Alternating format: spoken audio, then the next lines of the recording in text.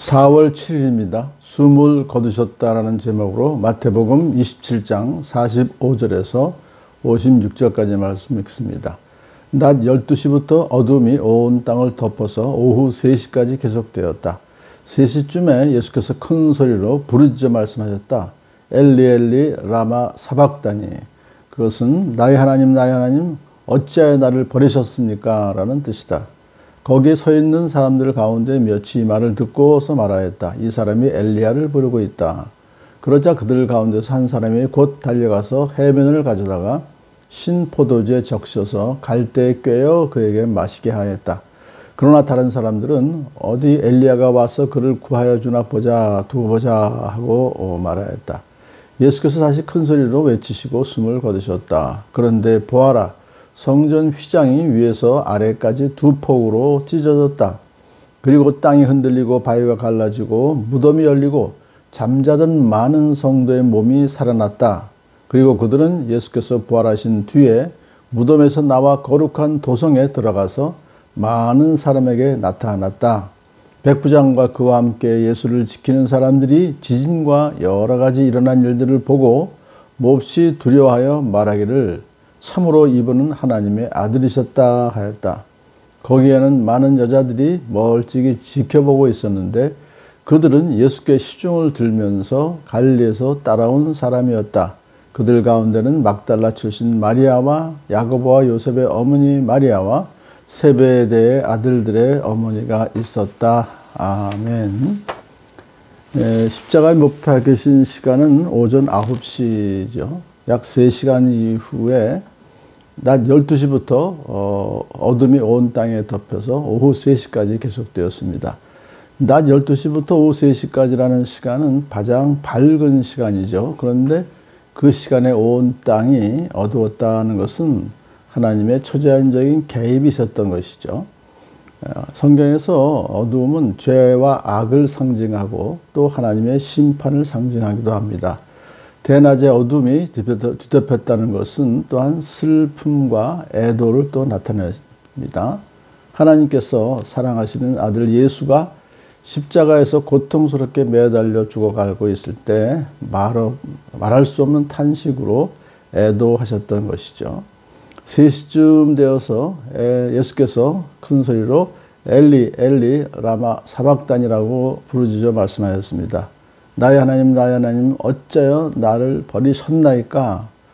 하나님의 아들이셨던 예수님께서는 많은 사람을 살리기 위해서 하나님 아버지께 버림을 받으셨다는 것이죠. 이 십자가에서 이 고통은 육체적인 고통뿐만 아니라 영적인 고통을 모두 수반한 전인격적인 고난이었습니다. 그러나 예수님의 이 외침은 버림받은 것에 대한 원망과 슬픔의 기도가 아니라 궁극적으로는 신뢰의 기도인 것입니다. 왜냐하면 하나님께서는 궁극적으로 당신의 사랑하는 아들을 구원하실 것을 믿고 있었기 때문이죠. 예수님은 하나님의 구원 계획을 전적으로 신뢰하고 순종하는 일관된 모습을 보이셨고 죽으시는 순간까지 모든 것을 아버지께 맡기는 믿음을 보이셨던 것입니다. 그러자 그들 가운데서 한 사람이 곧 달려가서 해면을 가져다가 스폰지죠. 신포도주에 적셔서 갈대에 꿰어 그에게 마시게 하였다. 이 신포도주는 갈증을 없애주는 음료로서 예수님께서 심한 갈증을 느끼셔서 내가 목마르다고 말씀하시자 어떤 사람이 그것을 가지고 예수님께 마시게 한 것입니다. 그러나 다른 사람들은 어디 엘리야가 와서 그를 구하여 주나 두고 보자 말했습니다. 그 사람들은 예수님이 이제 도저히 회생 불가능한 죽음의 문턱까지 이르렀다는 것을 보고서는 예수님을 더 조롱한 것이죠. 아주 참 약한 사람을 이렇게 조롱한다는 것은 인간이 얼마나 죄인인 것을 알 수 있습니다. 예수님께서 다시 큰 소리로 외치시고 숨을 거두셨다라고 마태는 간단히 기록했습니다만 요한은 다 이루었다, 테텔레스타이, 모든 채무를 다 갚았다는 그런 뜻으로서 이제 예수님께서 우리의 죄값을 다 치르셨다는 뜻이고요. 또 누가는 아버지여 내 영혼을 아버지 손에 부탁합니다. 이렇게 하고 숨을 거두셨다. 어거스틴은 이 사건을 이렇게 표현합니다. 예수 그분은 당신이 원하셨기 때문에 원하시던 때에 원하시는 대로 떠나가셨다. 그렇게 이 말씀을 좀 해석하고 있어요. 자, 그런데 보아라, 성전 휘장이 위에서 아래까지 두 폭으로 찢어졌다. 이게 성전 휘장이라는 것은 입구에 성소로 들어가는 입구도 있고요. 또 여기서 말하는 것은 성소에서 지성소로 들어가는 입구 휘장, 거기 말하는 것이죠. 그것이 찢어졌다는 것은 대제사장도 1년에 한 번밖에 못 들어가는 그 지성소와 성소의 사이가 이제 없어졌다는 것이죠. 이것은 바로 예수님의 찢겨진 육체로 인해서 우리 죄인들이 예수의 피를 힘입어서 지성소로 들어가는 새롭고 산 길이 열렸다는 것을 상징하고 있습니다.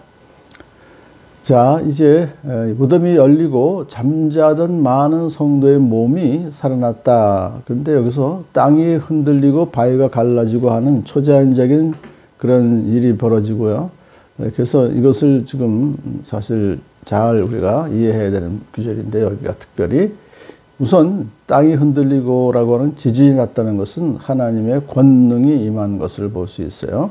그 다음에 이제 바위가 갈라지고 또 무덤이 열리고라는 것은 죽었던 자의 몸이 무덤에서 나왔다는 것인데, 이것은 뭘 상징하냐 하면은 예수님의 죽음으로 말미암아 죽음의 권세가 이제 깨졌다는 것을 의미하는 것이죠.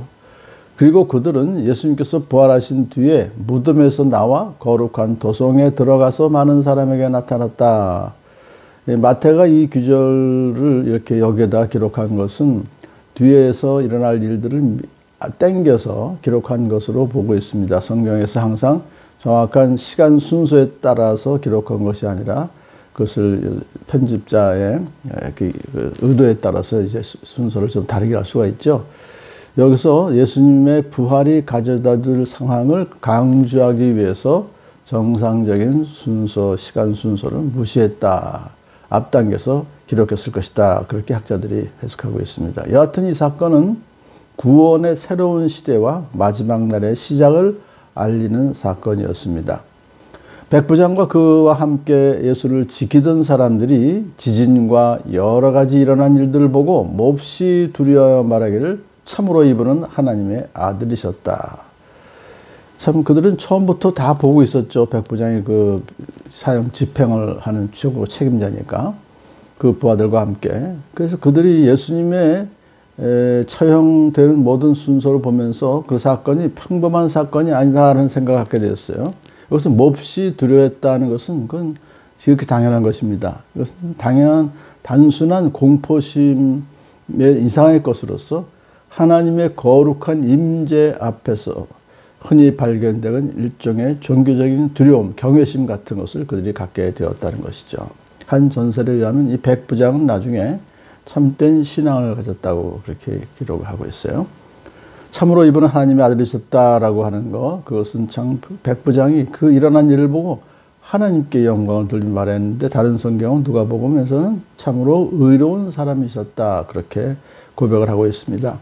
이방인의 입술에서 이와 같은 고백이 나왔다는 것은 이방 선교의 신호탄인 동시에 십자가의 효능이 즉시 발휘되고 있다는 것을 나타내주고 있습니다. 그런데 이렇게 거기에는 많은 여자들이 멀찍이 지켜보고 있었다라고 하면서 막달라 마리아, 또 예수님의 어머니 마리아, 또 마리아 여러 여인들이 갈릴리에서부터 와서 자기 소유로, 자기 물질로 예수님과 예수님의 제자들이 쓸 것을 돕고 공급하고 또 천국 복음을 듣기 위해서 따라다녔던 여인들인데요. 예수님께 대한 그들의 헌신적인 노력과 온전한 사랑은 죽음도 불사하는 것이죠.